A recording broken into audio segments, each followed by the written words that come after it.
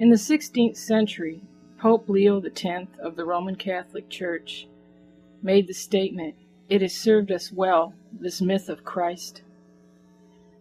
And that statement pretty much sums up everything in the Christian religion and in the Catholic Church. The Catholic Church was the original Christian, it was the seat of the Christian religion until Martin Luther rebelled and brought about the Protestant Reformation.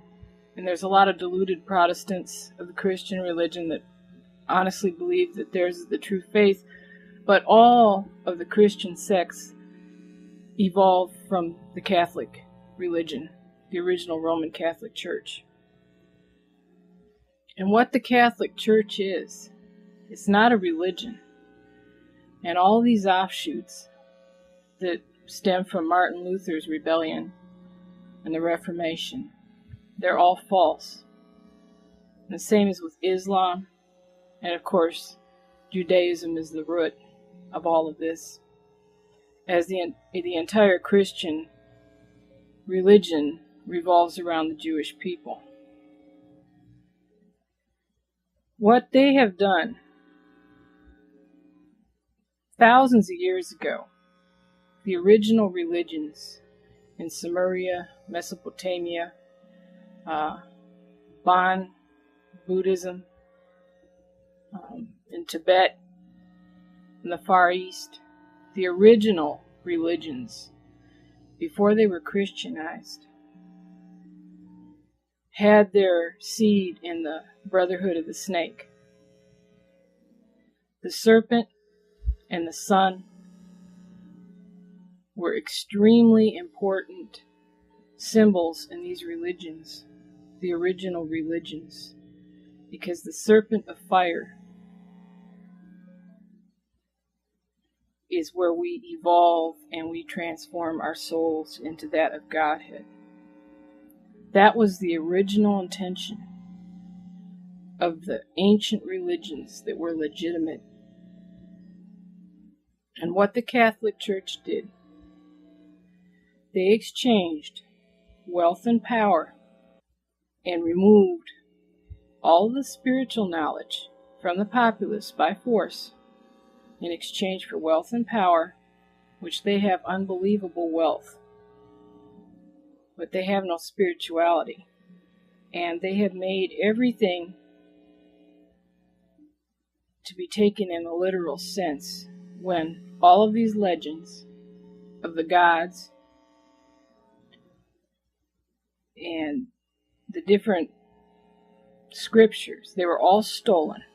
Everything in the Judeo-Christian Bible has been stolen from the ancient religions and corrupted. And there's a lot of sick interpolations also in there as well. And they have taken all of the spiritual knowledge away through the Inquisition, where they murdered literally millions of innocent men, women, and children of the ancient religions who had knowledge, or were even suspected of having knowledge. And they even murdered them in their generations, because the spiritual empowerment is something that's hereditary. And they forced upon the populace to take all of these allegories as literal. And right there is a major deception. For example, the biblical creation, that was stolen from the Egyptian creation, uniting heaven and earth. Okay? And if you get into alchemy, heaven is a code word. That's all it is. It isn't some place where the Christian leaders and their filth would have you believe. They're just nothing but a lot of them are deluded, and the ones at the top know it, and they're liars. Heaven is not some place where you go after you die, or these Christians think that they're going to go and sit up and float upon a cloud and strum a harp and, float around in the ether with a bunch of angels. Heaven is a code word for the crown chakra. It's also, many of you have heard the term seventh heaven. Hell which is supposed to be a fiery place, is the code word for the lower world. And the world is a code word for the soul. And the lower world is at the tailbone in the base chakra, where the Kundalini serpent of fire resides. And yes, it's very hot and it's fiery. Satan, Lucifer, and all of his names. Yes, Satan is a real being. He's an extraterrestrial. He's known as he's the Nordic. There's different races of extraterrestrials, and people who don't want to believe this, that's their prerogative. We're not forcing this on anybody, but even idiots can see that, he's not a ghost or a spirit, because there's many images of the gods, especially in the ancient Egyptian temples, like Thoth and Osiris and Horus, Amun-Ra, and they're depicted in there. They're definitely not spooks or spirits. This goes all the way back. You even got images of Azazel, and he's not some spook or something. It's obvious when someone draws the ethereal body of the soul, which is the ghost or something. These are live beings, and I've been through that before. But Satan is another code word. Okay, Satan basically means enemy in Hebrew, an adversary, and he's an enemy of the Jewish people, because they are the ones that are at the root of Catholicism, and they've run the Catholic Church and all the Christian religions from the time they first started, which was not any 2,000 years ago, as they would try to have you believe. Satan is also a code word that comes from the East. Satanama, the serpent of fire. Lucifer, if you take the root word lucid, anything enlightenment, Lucifer, light. And this serpent of fire, this Kundalini, when you bring it up to the top of your crown chakra, it flashes in the brain like lightning, and it descends out the crown chakra. And Satan and Lucifer are also code words for knowledge. So Satan and Lucifer are code words for a few different things that pertain to achieving Godhead. And when you have transformed your soul, which was the original intention of the gods when they left this knowledge here with the Brotherhood of the Serpent, you're all-knowing. Now, all it takes is a little bit of research. Well, actually, a lot more than that. I've been researching for years, but with what I'm going to tell you, okay, finding it is a lot harder than just reading it off, relating it. You take the Christians, everything in the Christian religion is false, because they're always on this born-again crap. They don't understand that born again, actually the soul being reborn. Okay, the Christian church leaders again corrupted that. And it has to do with alchemy, true spiritual Satanism, to where the soul is totally transformed into that of the Godhead. And they think by standing there and carrying on or saying a few words about they accept this Nazarene, which is also fictitious, that they're going to live happily ever after. And that's just not so. That was some corruption, and they're deluded.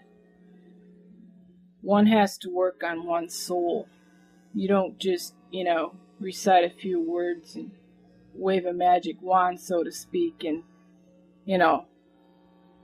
here I am in paradise sort of thing. And paradise is another code word for the seventh chakra, because when you reach the 7th chakra with the Kundalini serpent, it is extremely pleasurable. I've done it. It's bliss. You're just blown away. Your whole body, it's like I can't explain it, like a body orgasm, only it lasts. This beautiful energy that you have. And it was also symbolized with the goddess Mat weighing the heart and the balance with a feather. And what that meant, the feather, you have this lightness where you feel like you're floating. And also has to do with levitation and the all-important heart chakra. Getting back to the creation. This was stolen from ancient Egypt, the Christian creation, where heaven and earth were brought together again. And what that means is the crown chakra with the base chakra uniting with the heart chakra to where the soul is completed and the work of the transformation of the soul is completed. And you have these characters, Adam and Eve, which the Christian church has coerced people in their ignorance, because all knowledge was removed, into believing these are actual characters. Adam was symbolic of the male principle, and Eve was symbolic of the female principle.